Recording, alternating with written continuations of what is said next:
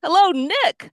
This is a D1011 podcast, and we talk to people just like you who are making a difference. And today, I'm so happy to bring Nick on. You're part of Root, correct? Yes, originally the founder and now a member and chairman of Root. Okay. And what does that stand for, in case for the listeners who don't know? Yeah, Root stands for Restore Our Transit in Essex. We are a nonprofit, nonpartisan advocacy organization. We believe in expanded service, enhanced rider experience, and equitable access. Okay. So, what inspired you to start it? Like why and why are you in Essex rather than like Montclair or Bloomfield or why is it county wide rather than city specific? Sure. So I'll take the second question first, and then we'll talk about the root origin story. A lot of it is just that, especially in an area like Essex County, the transportation doesn't stop at town borders. So Mm-hmm. I live in Montclair.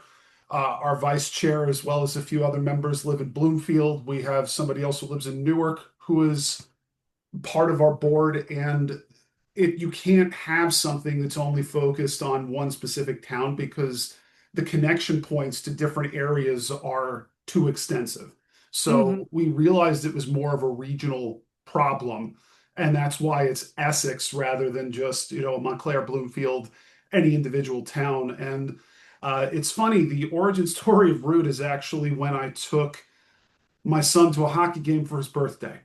Mm-hmm. And so I originally grew up I'm from Long Island originally. So we were going to a game at UBS Arena on Long Island on a Saturday afternoon, March 2 years ago, and had to do all of this planning and prepping because I didn't want to go over two bridges and pay $50 to park and all this other nonsense. And so I designed what I thought was a pretty good plan. We drove to Secaucus Junction, took the train into Penn, connected to the Long Island Railroad. Doing it back is where everything kind of fell apart. Mm-hmm. The game went into overtime, so things went a little longer, and had to connect to a Penn Station train at Jamaica, which is not something I was used to because I wasn't living out there when the Grand Central service happened. And then by the time we finally got back to Secaucus, we had about a mile walk to the car, which is Mm-hmm. longer than I would have had to walk either from my local train station or two different decamp stops to get to my house. Mm-hmm. And my son was done. He Mm-hmm. was 5 at the time, and I had to carry him a mile to the car as just this overstimulated preschooler is just over my shoulder having a little bit of a meltdown.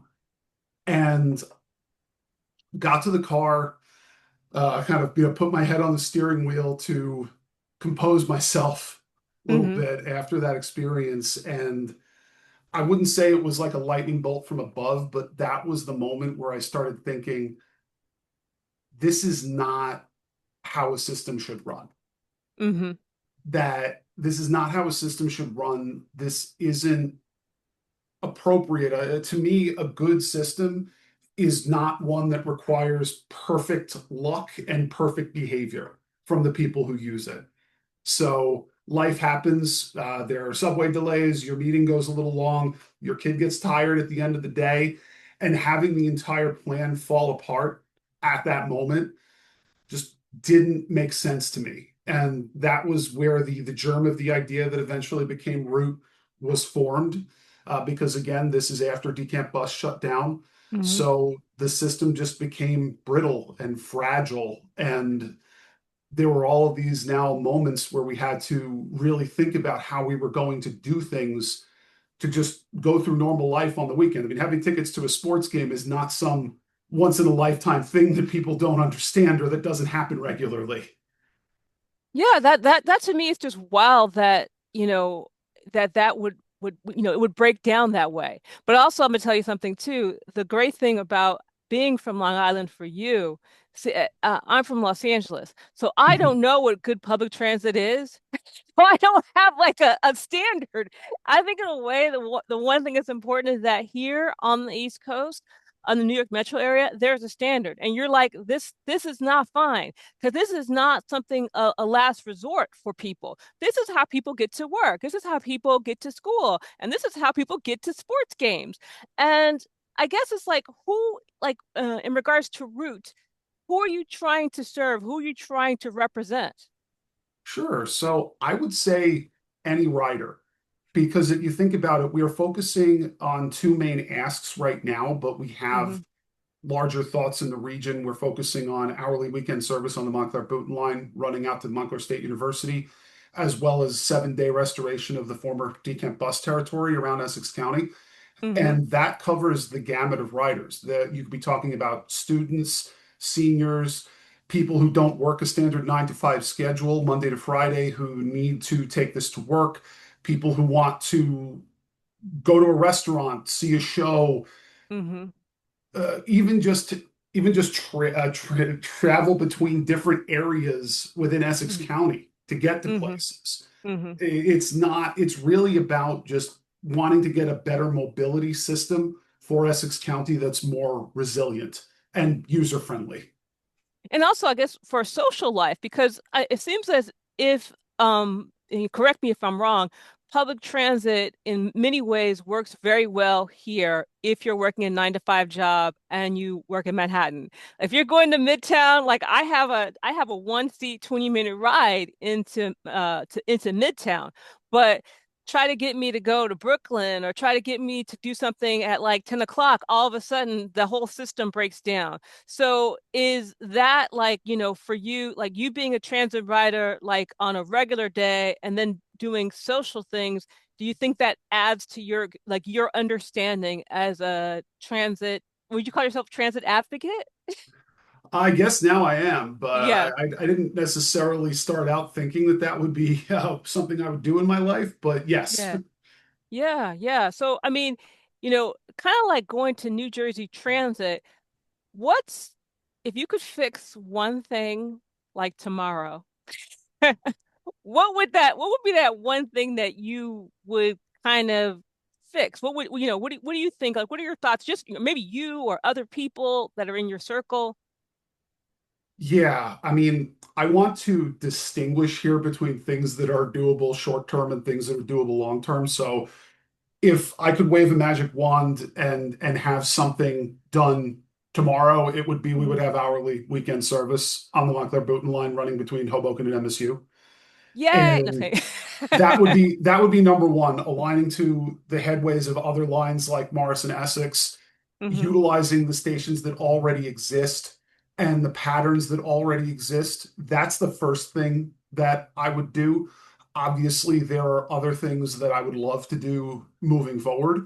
I think that, for example, having the 7-day bus restoration for decamp is unfortunately going to be a little bit of a longer conversation because there need to be new buses and new drivers and other scenarios like that. And similarly, there are some there are some frequency concerns that I think are only going to be resolved when the Gateway Tunnel is done and the Hmm. new Hmm. tunnel is now dug under the Hudson River.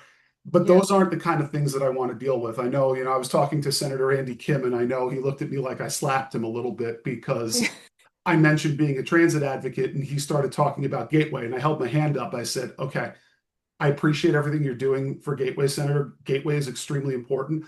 I need you to understand that my kindergartner is graduating high school the year that that tunnel work is going to finish. Oh, wow. Okay. Yeah. Yeah, exactly. And that was that moment where it's yes, there are big structural issues that need to be dealt with, but right now, we have to distinguish between what's going to take literally my daughter's entire childhood versus what's something we can do in the shorter term. So yeah, my first thing would absolutely be hourly weekend service going out to MSU on the Montclair Boonton line and then building from there. And I think in a way, me living, both of us live very close to pretty we live next to transit. We won't say it's Yes. great because we don't live in Manhattan, but we both live next to transit. And what I kind of see is that transit issues impact jobs, in fact, housing. It's like, if you're by public transit, your houses are more expensive. So like Yeah. especially in New Jersey.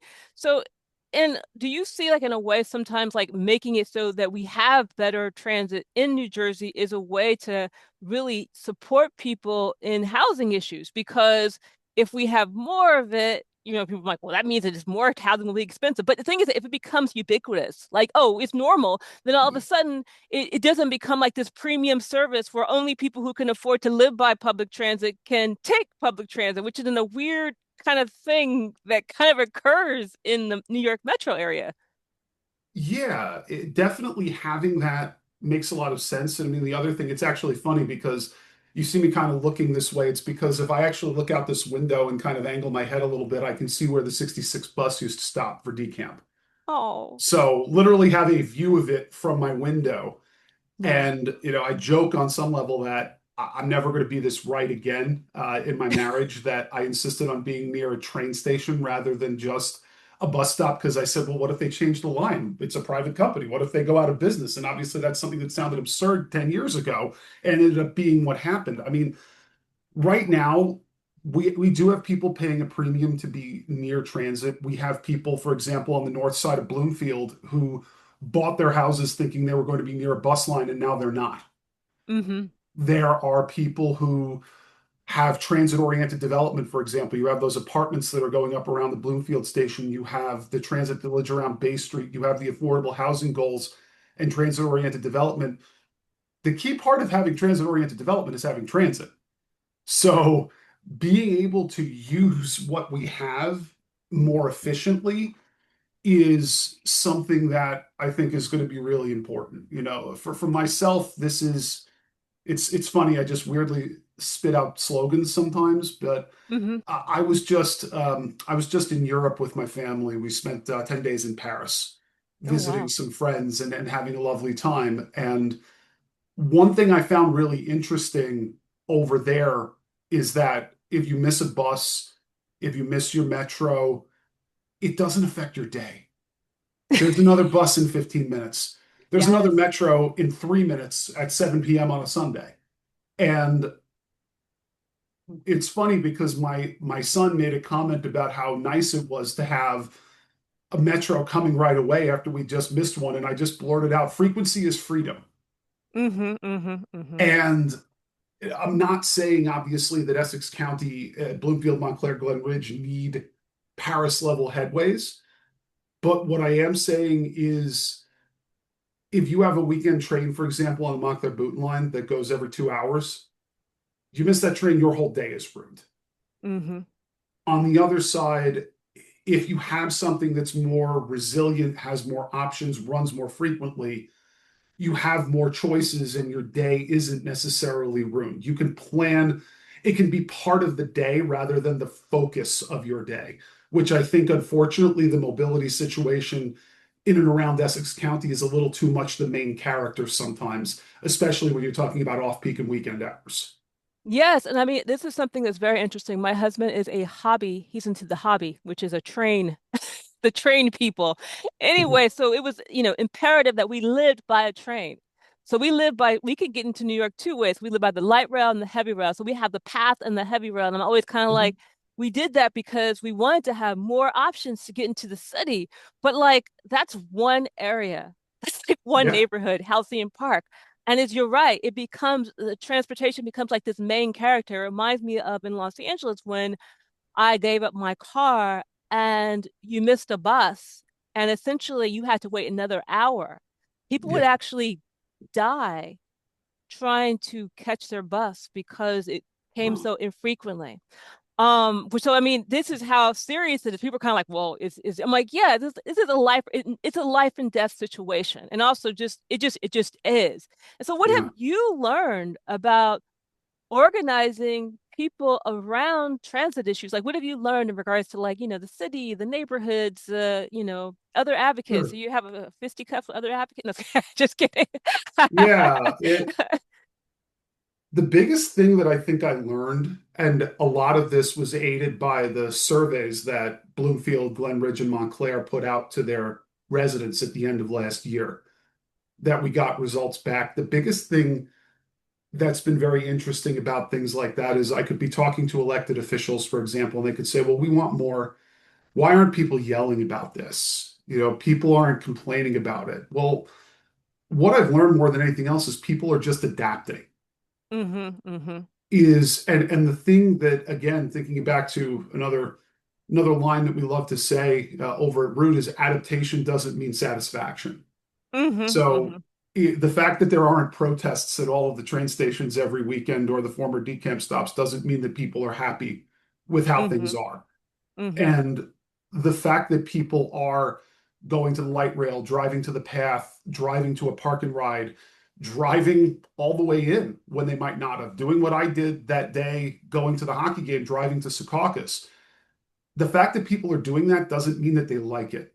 Mm-hmm. It doesn't mean that they wouldn't take a better option if it was available. What that is an indictment of the current system Mm-hmm. in terms of how it's meeting people's needs rather than saying people want to be driving. Mm-hmm. You talk about again the frequency. I also think about something that happened. I took the train at the every 2 hour weekend train once with my kids, one time, just to see is it really as bad as I thought it was. And again, you had a situation where subway was delayed. I have my daughter in my arms, my son is next to me, and we're tearing through Penn Station trying to make sure we make this train. 2 minutes before departure, I hit the top of the stairs to go down to the train. My daughter looks at me and tells me she has to use the bathroom. And I had a moment where I had to sit there and I risked her having an accident because missing that train was too unacceptable. No, And this, we were able to use the bathroom on the train. It's not about yeah. that, but that's the kind of decision that the current situation forces people into. And I mean, a kid having to use the bathroom, a subway train getting held up in between stops, these aren't shocking things. These aren't infrequent, crazy things that you couldn't possibly assume would happen. These are normal, everyday things, and it just makes things a little more fragile from a system perspective. And I think about Newark Penn when I first moved out here and I took something, I went to the new school, I came, it was like 2 o'clock in the morning when I came in through Newark Penn. My phone had died. There were Oh no no. plugs, there was no ATM machine. My husband was just like he thought I had been kidnapped. I couldn't even get a cab because it was like, oh, they didn't take credit cards, only cash. So Yeah, yeah, this is the kind of situations that we have. But like to kind of like end this on a more positive, like let's move of for a more course. positive thing. What would have been some victories, like large or small, that you folks have had? Yeah, I mean, I think some of the biggest things, so first of all, is just getting this on people's radar. The Mm-hmm. biggest change, I think, when you're talking from an activism perspective, is that pivot from convincing people there is a problem to talking about what you're going to do about it. And I think we've hit that moment now. That doesn't mean we're going to get an ask in the next few minutes or imminently. I don't know how fast government will obviously move, but we are at a point where the right people understand that the current situation is not sustainable and something needs to be done. So we can now start talking about what can we do, when can we do it, and how do we make sure that that gets paid for. So that I think is a huge thing. And similarly, again, the surveys, we didn't do the surveys, they were done by the township, but what the surveys did was they proved our thesis Mm-hmm. that we're seeing over 80% support for the exact things that we're asking for across these three towns. We're seeing that people are looking for better options, wanting to understand how things can improve. And I think that's a really big thing. And the right people know that this is a problem. The people have made their voices heard, so that's a really good thing. And we can at least now be talking about what are we going to do moving forward rather than trying to convince people that there's a problem. Yeah, it's what I said to the New Jersey Transit Board meeting last week. The World Cup fans are gone home. The World Cup is over, And now we have the riders that are still here. And how do we work with people in order to get that good service? I mean, another win I think that's really interesting is they did offer hourly service on the weekend to Bay Street on World Cup days. And it doesn't matter how many people took the train by any stretch when it was offered, because I don't know how well it was publicized. It was always focused on ticket holders. But what that tells me is that there is a mechanism to increase the service. So then the question is, how do we get the latent demand and the support that we're seeing in the communities to reach to that level? And that's at least a different question that we're asking. And I think a better question to be asking. Yeah, it's changing the narrative is like part of the battle. It Yeah, really is. So it's good that you guys recognize that. So what role can, ordinary citizens like, in improving public transit, what role should like, if you want to say something briefly that people can do? sure. If you like what we're doing, you can go to our website, essexroute.org. We have a form you can fill out to say I want to be involved or I just want to be informed. That is totally fair. And the biggest thing is surfacing up these things that you want. Again, we talked about adaptation not being satisfaction. The fact that decamp closed, people figured out what they were going to do as a result of that. Making what we're doing more visible, I think, is important. And also just being supportive of people within the community. That there are, I always notice that a lot of the local Facebook groups, for example, start lighting up around Wednesday and Thursday with people who are trying to go to the city on a weekend and trying to figure out how to do it. So if you know how to help somebody, help them. And if you have some ideas, please pass them on to us or to New Jersey Transit. Make your voice heard and make sure it's a salient issue locally. Because I know that's something else that I learned even in my days on Long Island, especially, is that having a position and basing your vote on that position are not necessarily the same thing. So if this is a voting issue for you, if this is something that is central to your experience of the region, make sure that our local reps know that. And what can elected officials do to make to better support public transit or transit riders? Sure, I think it depends on the level of the different officials. So I think the local officials in our local townships, for example, are doing the jobs that they could be doing, where they're communicating with New Jersey Transit. They are surfacing that this is something that they want. They want better service. The people want it. Going through that process, that's why we have the surveys at all, is to surface that to New Jersey Transit. On the state level, that's where the New Jersey Transit budget is set. So making sure that New Jersey Transit gets the level of support from the state budget to fund some of these service expansions, as well as making sure that that corporate tax keeps getting put into a transit fund like it was supposed to, and fixing other things like the windows, like the other quality of life issues on the system. And then from a federal side, excuse me, from a federal side, it depends on where the infrastructure is. So we've talked to some of our federal officials, for example, about things like the overhead wires that are east of Secaucus. They're a big reason, they're a big failure point on hot days because of how they're architected. They're over 60 years old. They're problematic. That is federal infrastructure. So the federal government can fund something like that in order to improve our daily experience. And similarly, we talk about equitable access and enhanced rider experience.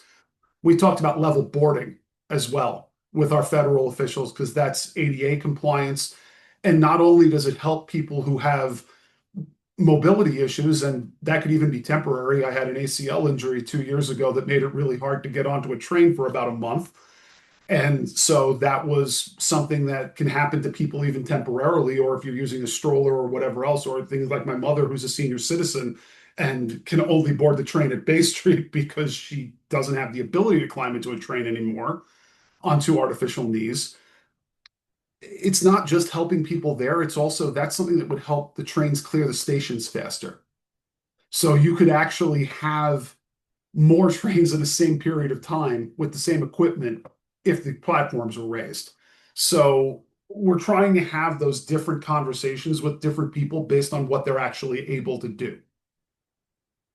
Those that's really important. I didn't even think about that. Strollers, things like that. I thought about one time I had to bring. I volunteered to bring something to into Manhattan. Anyway, I had to bring had a little basket, and I was Yep. trying to get. I could not use the station. I couldn't even get to the turnstile. I was like, how? What if this was a baby? Anyway, Yes. um, what um what would success for Root look like 5 years from now? Like what would, what's your dream of what, you want to, do you want it to look like Manhattan and far as public transit like that fast, or what would you like it? Or would you want it to just be like a New Jersey, something that New Jersey could do? Like, oh, like a culturally suburban area can have great transit, and that's something that we haven't really seen. Yeah, it's much more the latter. I definitely, I didn't give the example, for example, about Paris to say that Montclair should be Paris or Newark should be Paris or anything like that. It's more that what I would hope we could do in the next 5 years is make this a more salient issue Hmm. and make and get some real improvements. What I would love to see in 5 years is the system that we have is appreciably better. And that means we have hourly service on the weekends. It runs out to MSU. We have bus service that runs 7 days, covers the former decamp territory, because right now you have communities like Belleville who don't have any buses, who they used to have the 44.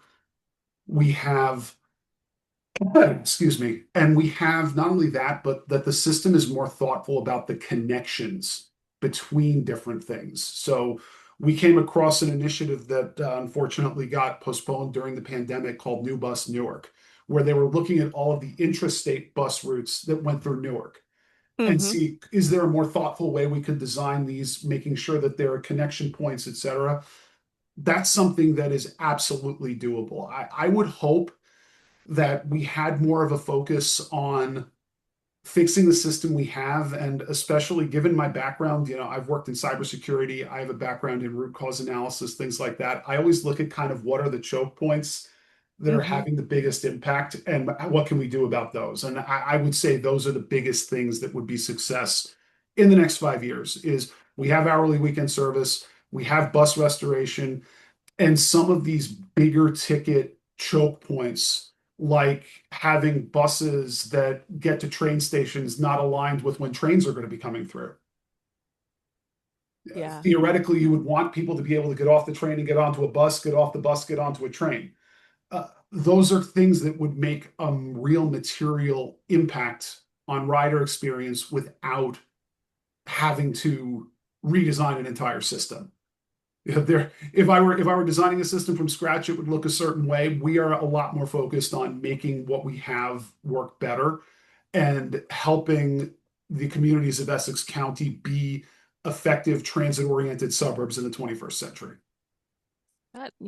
That's wonderful. Is there anything else that you would like for our listeners to know?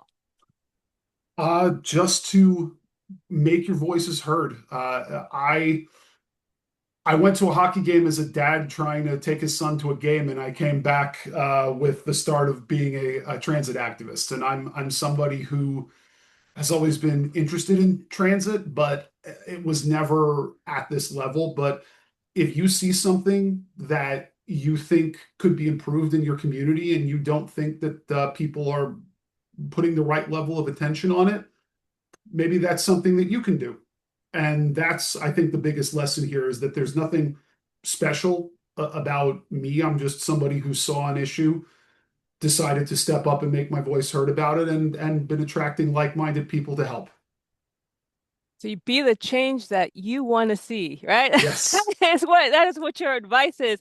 Well, thank you so much, Nick, Thank you, and Lo. Root for like being here and being such an important part of not just us getting to and from work and from play, but also the environment, the climate crisis, all of this works together. So thank you so much.